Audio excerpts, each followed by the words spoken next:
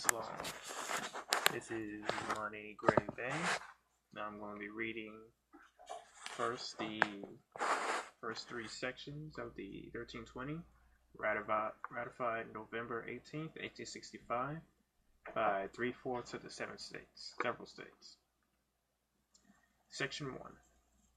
All persons shall have a right peaceably to assemble and worship God according to the dictates of their own conscience.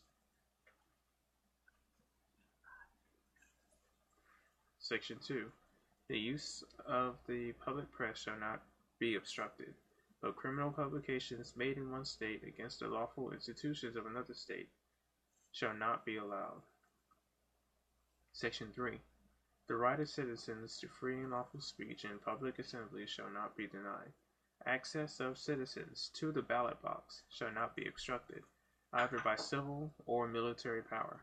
The military shall always be subordinate to the existing judicial authorities over citizens. The privilege of the writ habeas corpus shall never be suspended in the presence of the judicial authority. I'm going to go ahead and read section 4 and 5.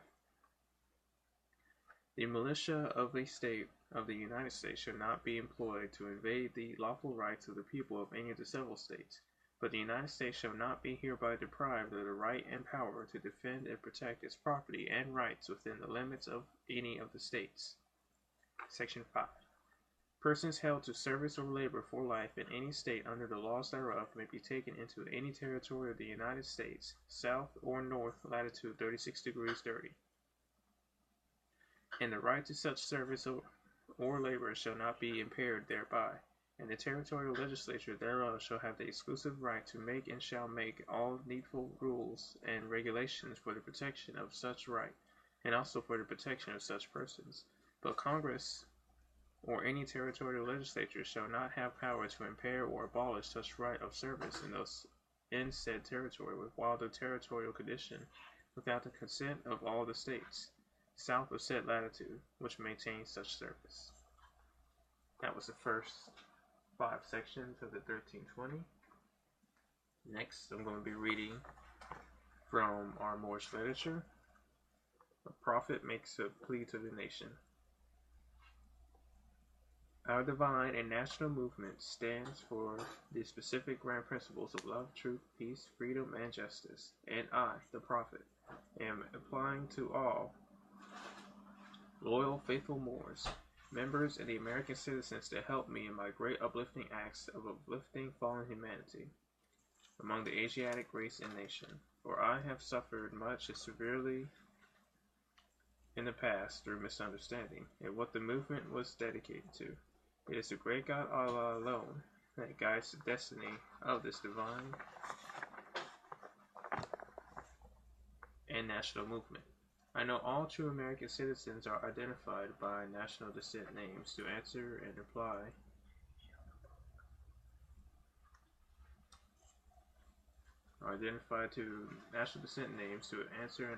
to free national constitutions of this free national republic of the United States of America.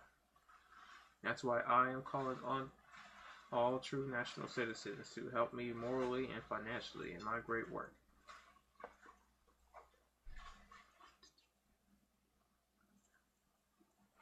In my great work I am doing to help this national government. For without a free national name, with a descent flag of your forefathers, there is not a national divine title of the government in which we live. This is from your true and divine prophet unto all American and foreign sympathizers, Prophet Noble Ali. Again, this is the Moorish literature, and I'm going to go ahead and read the voice of the prophet. It's right there. If you have race pride and love your race, join the Moorish Sidestep of America and become a part of this divine movement. Then you will have power to redeem your race, because you will know who you are and your forefathers were. Because where there is unity, there is strength. Together we stand, divided we fall.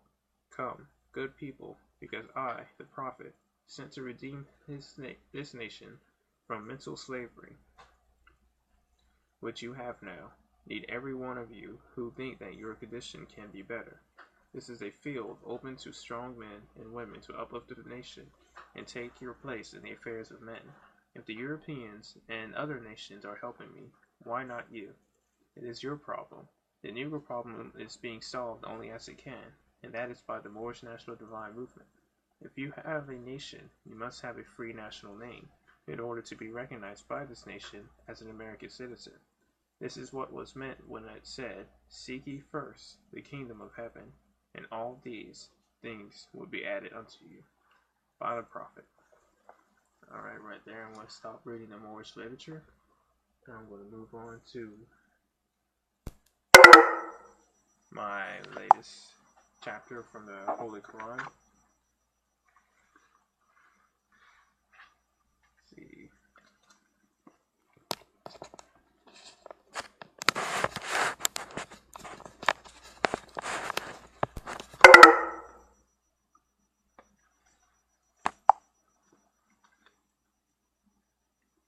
Chapter 31 of the Holy Quran. You might have to speak up. Luqman. Section 1. Believers will be successful. In the name of Allah, the Beneficent, the Merciful, I, Allah, am best knower. These are the verses of the Book of Wisdom, a guidance and a mercy for the doers of good, who keep up prayer and pay the poor rate, and who are certain of the hereafter. These are on a guidance from their Lord, and these are they who are successful. And of men is he who takes instead frivolous discourse to lead astray from Allah's path without knowledge, and to make it a mockery, for such is an abasing chastisement. And when our messages are recited to him, he turns back proudly, as if he had not heard them, as if there were deafness in his ears. So announce to him a painful chastisement. Those who believe and do good, for them are gardens of bliss, to abide therein, a promise of Allah in truth. And he is the mighty, the wise. He created the heavens without pillars that you see, and cast mountains on the earth, lest it should be convulsed with you. And he spread on it animals of every kind. And we send down water from the clouds, then cause to grow therein of every noble kind. This is Allah's creation. Now show me that which those besides him have created. Nay, the unjust are in manifest error. Section 2. Luqman's advice to his son. And certainly, we gave Luqman wisdom, saying, "Give thanks to Allah, and whoever is thankful for his own soul, and whoever denies, then surely Allah is self-sufficient, praised." And when Luqman said to his son, while he admonished him, "O my son, ascribe to no partner to Allah. Surely ascribing partners to him is a grievous iniquity.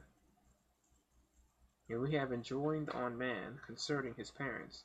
His mother bears him with faintings upon faintings, and his weaning take 2 years, saying, Give thanks to me and to thy parents. To me is the eventual coming. And if they strive with thee to make thee associate with me, that of which thou hast no knowledge, obey them not, and keep kindly company with them in this world, and follow the way of him who turns to me. Then to me is your return, then I shall inform you of what you did. O my son, even if it be the weight of a grain of mustard seed, even though it be in a rock, or in the heaven, or in the earth, Allah will bring it forth. Surely Allah is knower of subtleties, aware. O my son, keep up prayer, and enjoin good, and forbid evil, and bear patiently that which befalls thee. Surely this is an affair of great resolution. And turn not thy face away from people in contempt, nor go about it the land exultingly. Surely Allah loves not any self-conceited boaster. And pursue the right course in thy going about, and lower thy voice. Surely the most hateful of voices is braying of the asses. Section 3. Greatness of divine power. See you not that Allah has made subservient to you whatever is in the heavens and whatever is in the earth, and granted to you his favors, complete outwardly and inwardly? And among men is he who disputes concerning Allah without knowledge or guidance or a book giving light.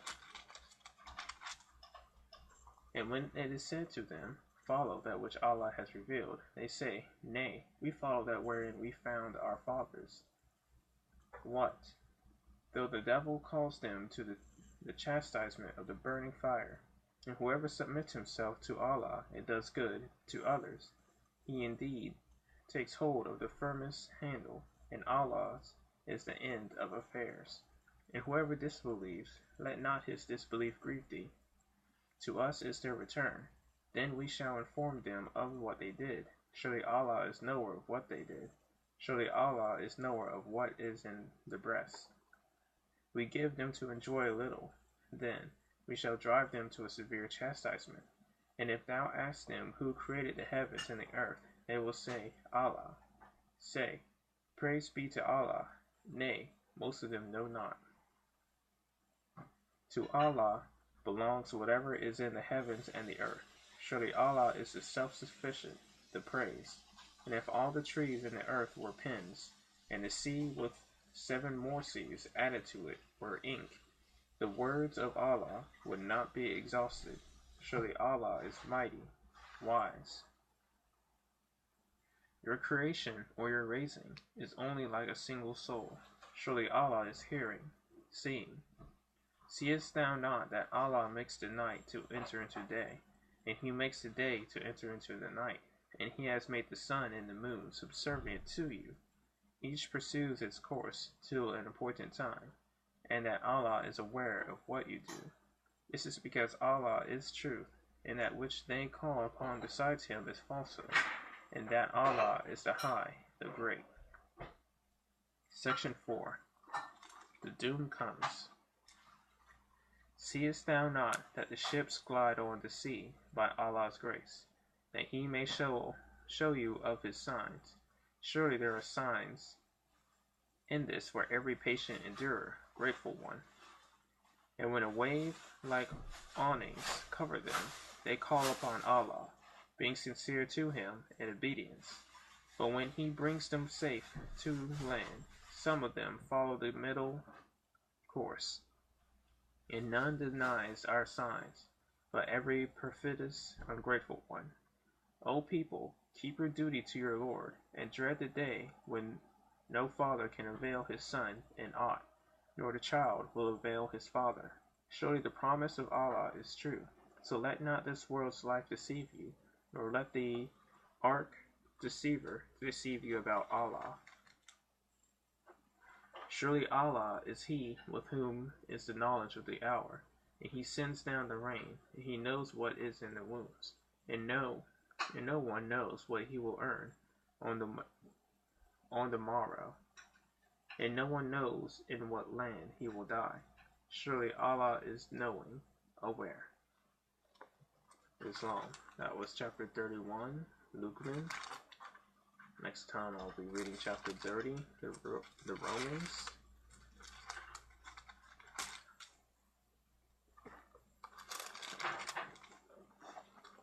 Bookmark it.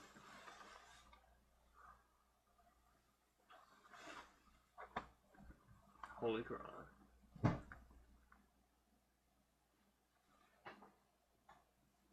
Alright. And now I'll be reading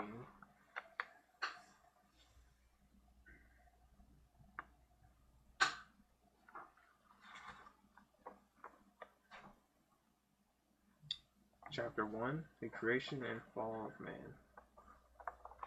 from our Circle 7 Quran, with Double Jawali.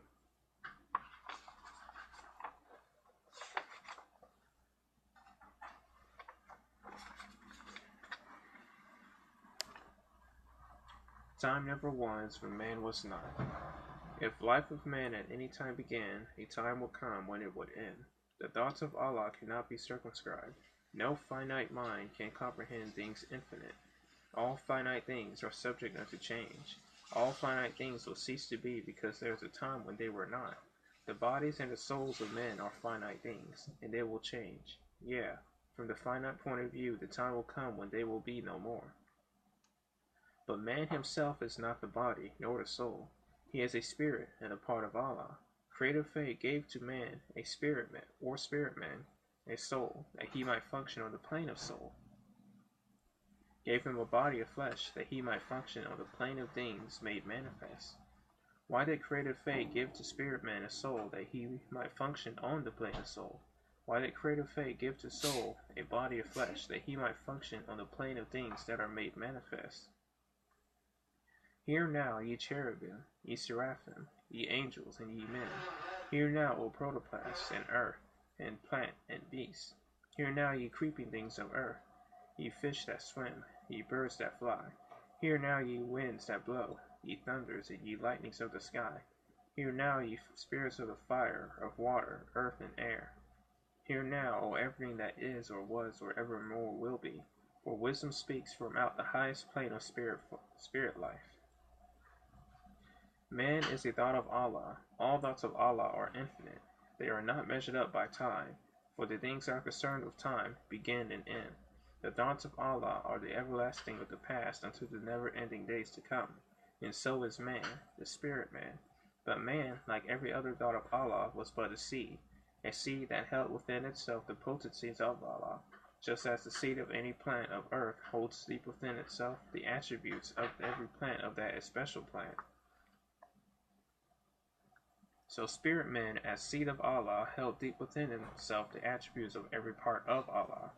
Now seeds are perfect, yeah, as perfect as the source from which they come, but they are not unfolded into life, made manifest. The child is as perfect as the mother is, so man, the seed, must be deeply planted into a soul, that he might grow, unfold, as does the bud unfold to show the flower. The human seed that came forth from the heart of Allah was fully ordained to be the Lord of the plane of soul, and of the plane of things made manifest. So Allah, the husbandman of everything that is, threw forth this human seed into the soil of soul. It grew apace, and man became a living soul, and he became the Lord of all the kingdom of the soul. Hark now, let every creature hear.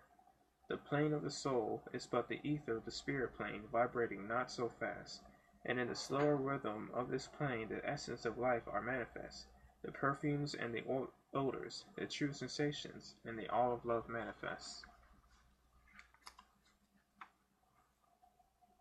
And these soul attributes became a body beautiful, a multitude of lessons.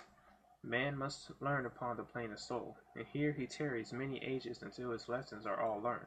Upon the boundary of the plane of soul, the ether began to vibrate slower still, and then the essences took on a final garb. The perfumes and the odors and the true sensations and the all of love were clothed in flesh, and man was clothed in flesh.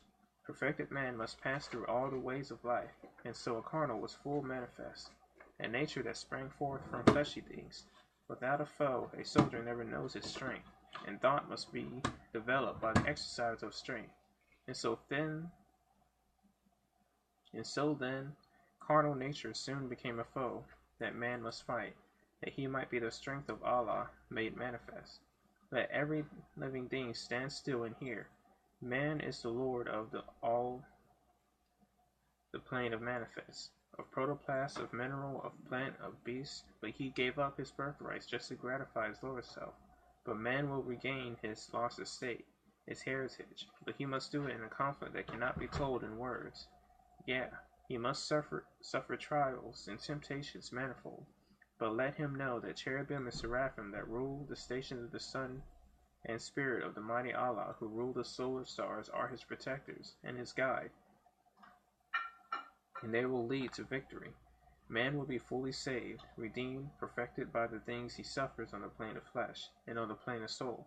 When man has conquered carnal things, his garb of flesh will then have served his purpose well, and it will fall, will be no more. Then he will stand untrammeled on this plane of soul, where he must fully complete his victories. Unnumbered foes will stand before man upon the plane of soul. These he must overcome. Yeah, overcome them every one. Thus hope will ever be his beacon light.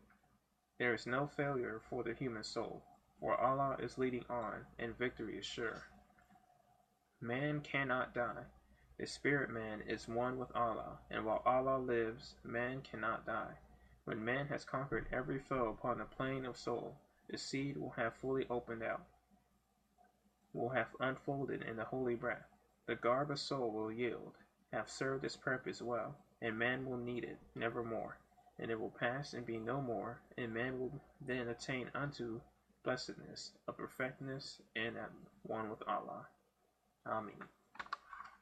That was the Circle 7. What's the date? September the 10th, 2017. What's your name? Imani Gray-Bey. Imani Gray-Bey. When did you reclaim your nationality, Imani Gray-Bey, as Moorish American? When was that? October 14th? 2014. 2015. The year 2015. Oh, right. We completed classes in 2014. But then... Yeah, we completed the classes at Moorish American National Republic in 2014. And you reclaimed your Moorish nationality in 2015. Did you affirm to do what? I affirmed as a Moorish American. To uphold the Constitution and the Union. No, okay. Okay.